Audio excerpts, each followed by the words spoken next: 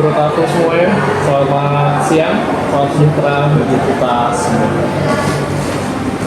Pada siang kali ini kita akan melakukan podcast dalam rangka ingin mengetahui hakikat manusia menurut pandangan Islam.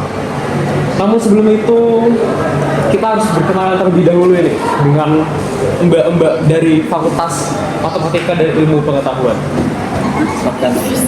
Perkenalkan, nama saya Samratullah Dania, biasa dipanggil Wanda. Perkenalkan, saya Faizatul Fitri Mulkianti, bisa dipanggil Fitri. Dengan saya sendiri, Mabrurah, biasa dipanggil Pluro. Saya Mufidatul Hasanah, bisa dipanggil Fida. Dan saya Melisa Fania Putri, bisa dipanggil Melisa. Berbicara tentang hakikat manusia, sebenarnya itu apa sih menurut kalian?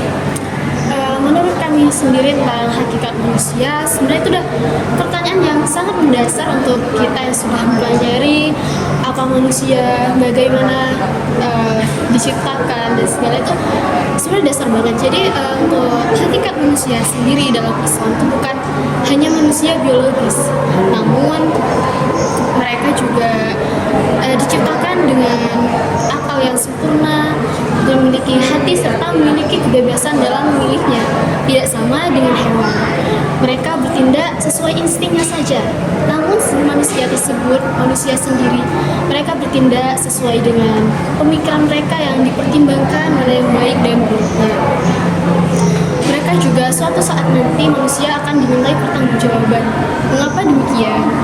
Karena mereka memiliki akal dan juga pikiran mereka pada saat melakukan sesuatu tindakan. Sedangkan hewan tidak dimintai pertanggungjawaban karena mereka bergerak dalam kehidupan seharinya sesuai instingnya saja. Bedanya hewan dengan kita sendiri. Hewan memiliki akal, maksudnya sebaliknya. Manusia sendiri memiliki akal, sedangkan hewan tidak. Itu perbedaan yang sangat mencolok dari hewan dan manusia. Gitu. Selain itu, manusia juga memiliki dimensi spiritual. Artinya, manusia selalu membutuhkan hubungan dengan Tuhannya. Mereka selalu sehari-harinya dikaitkan dengan bagaimana dengan tindakan yang selalu menghubungkan dengan Tuhannya itu dengan mereka berjalan ada doanya. Kita juga melaksanakan kewajiban di mana kewajibannya itu menghubungkan antara kita dengan pencipta kita sendiri. Sedangkan hewan tidak seperti itu. Jadi sederhananya manusia itu menurut Islam adalah hamba Allah yang diberi amanah untuk hidup sesuai petunjuknya dan memberikan manfaat bagi kehidupan. Oh begitu, sangat menarik sekali ya jawabannya. Jadi ternyata itu manusia itu nggak cuman sekedar makhluk hidup saja yang mencari kesenangan di dunia ini. Cuma ada bentuk pertanggungjawaban di baliknya nanti ketika kita sudah di akhirat. Betul, seperti itu. Asik banget ya. Asik. Selanjutnya, kenapa sih kita harus memahami hakikat manusia? Kenapa kok bisa harus memahami hakikat manusia? Hal itu bertujuan untuk anggapannya gini. Bayangkan kita sedang naik kereta. Lah, kita tuh mau ke suatu tujuan, tapi pas kita sampai tujuan itu kita bingung. Jadi, dalam Islam itu mengajarkan bahwa di hidup ini bukan cuman untuk kebetulan hidup gitu. Jadi kita diciptakan dengan tujuan tertentu. Jadi seseorang memahami hal itu, dia akan lebih mudah menentukan prioritas hidupnya. Dia tahu kapan harus mengejar dunia dan kapan harus mendekatkan kepada Allah. Jadi intinya itu orang yang memahami hakikat manusia, dirinya biasanya lebih mudah iri terhadap pencapaian orang lain, tidak mudah putus asa ketika gagal, dan tidak mudah sombong ketika berhasil. Karena dia sadar bahwa hidup ini adalah amanah, setiap manusia memiliki jalannya masing-masing. Jadi sebenarnya hakikat manusia itu pada dasarnya merupakan pedoman selama kita hidup. Iya. Supaya ketika kita mengalami masalah, kita mengalami musibah atau kesalahan lainnya, kita tuh nggak terhilang arah. Iya. Oh, seperti itu. Oke. Kalau tujuannya apa sih tujuan hidup manusia menurut Islam? Jadi tadi kan kita membahas hakikat sebagai pedoman, hakikat sebagai jalan hidup. Kalau tujuan hidup manusia sendiri itu menurut Islam itu seperti apa? Nah, untuk itu Allah sendiri sudah mempertegaskan dalam Al-Quran surat Az-Zariyat ayat 54 yang artinya, aku tidak akan menciptakan jin dan manusia melainkan supaya mereka beribadah kepadaku. Seringkali kita mendengar kata beribadah. Nah, yang terlintas dalam pikiran kita itu cuma kayak sholat, puasa, zakat, dan membaca Al-Quran. Padahal ibadah sendiri itu memiliki pengertian yang sangat luas. Contoh nih, seorang mahasiswa yang belajar dengan giat tekun supaya mereka itu bisa membantu orang lain dan bermanfaat bagi orang lain. Nah, itu merupakan juga termasuk dalam ibadah. Contoh lain nih, seorang anak yang membantu orang tuanya dengan ikhlas, terus itu termasuk juga dalam ibadah. Serta kita ketika menjaga lingkungan dan membantu sesama teman itu juga merupakan termasuk ibadah. Jadi ibadah itu tidak termasuk cuman sholat, zakat, puasa, tidak hanya itu saja. Artinya tujuan hidup itu bukan hanya mencari kesuksesan di dunia saja, tetapi juga bisa bermanfaat bagi orang lain dan beribadah kepada Allah Subhanahu wa taala gitu. Oke, berarti ibadah itu sangat luas banget ya. Aktivitas sehari-hari kita mungkin yang dianggap biasa saja itu bisa saja dianggap ibadah oleh Allah. Iya, gitu. Kalau kita berbicara tentang pedoman, kalau nggak salah saya pernah mendengar bahwa salah satu pedoman kita sebagai umat manusia di agama Islam itu ialah sebagai khalifah. Manusia sebagai khalifah itu maksudnya bagaimana? Khalifah sendiri itu artinya adalah pemimpin ya, penerus dari sebelum-sebelumnya, yang mana dulu ketika masih wafatnya Rasulullah itu kan ada khalifah, ada 4 ya, sudah wafat semua, jadi sekarang digantikan semua manusia kan. Nah, manusia ini tujuannya ada di bumi itu untuk mengelola bumi dengan baik. Sepertinya contohnya itu menjaga lingkungan kampus, menjaga ketentraman, kesejahteraan, seperti itu. Tapi yang mana sekarang manusia itu sudah tambah merusak bumi ya. Seperti itu. Udah gitu aja.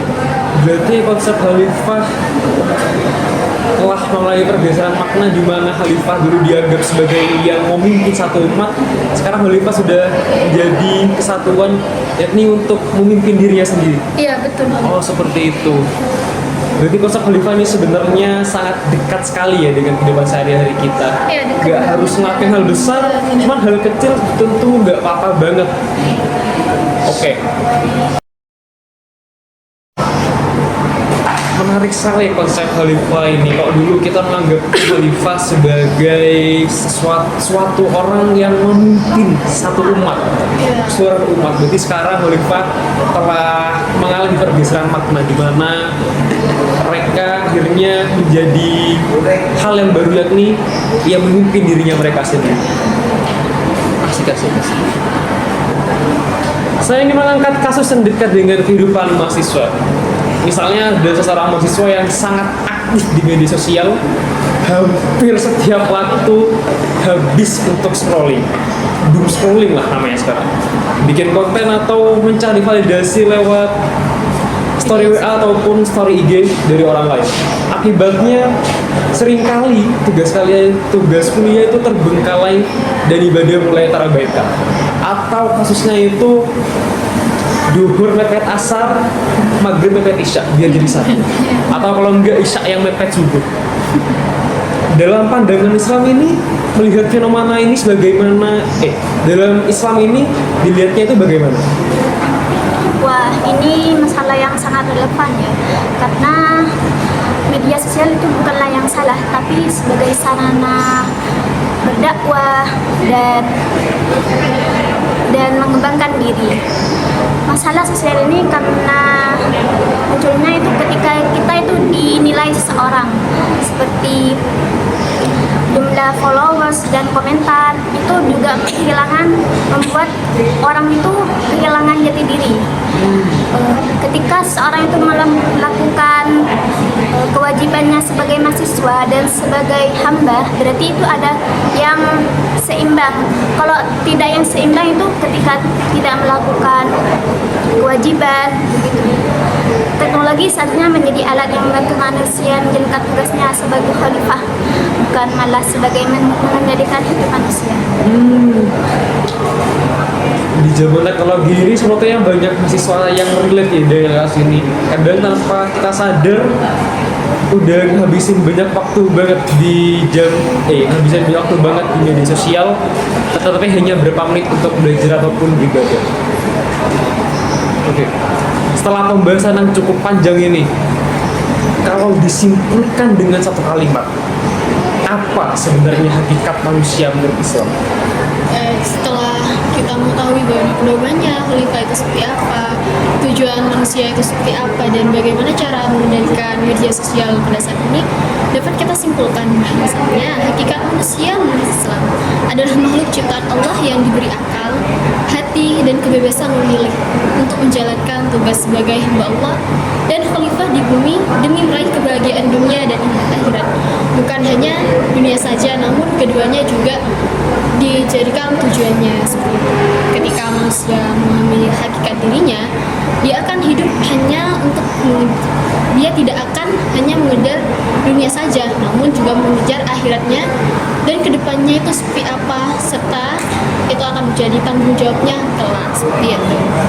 Jadi dia juga menjaga hubungan dengan sesama manusia sebagai khalifah di bumi dan juga menjaga hubungan dengan penciptanya sendiri, yaitu Allah Subhanahu wa Ta'ala. Seperti itu. Masya Allah, tabarakallah, sangat dalam sekali maknanya ya. Jadi dari pembahasan ini kita belajar bahwa manusia itu bukan sekedar makhluk yang hidup lalu selesai. Yeah. Kalau meme-nya itu kita lahir lalu apa sih dunia ini, tiba-tiba mati. Ya, tidak seperti itu juga. Ternyata kita memiliki tujuan, yakni tanggung jawab dan amanah yang harus dijalankan sesuai perintah Allah Subhanahu wa Ta'ala yang telah kita bahas. Semoga setelah mendengarkan podcast ini kita semua lebih memahami siapa diri kita sebenarnya dan untuk apa kita diciptakan sesuai yang telah tertulis dalam Lauhul Mahfuz Allah Subhanahu wa Ta'ala. Terima kasih kepada narasumber dari Mbak FKIP yang telah berbagi ilmu dan pandangannya. Terima kasih juga kepada teman-teman yang telah mendengarkan. Sampai jumpa di episode selanjutnya. Wassalamualaikum warahmatullahi wabarakatuh.